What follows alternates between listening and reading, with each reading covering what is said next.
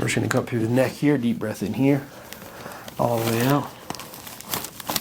Good. Deep breath in here, all the way out.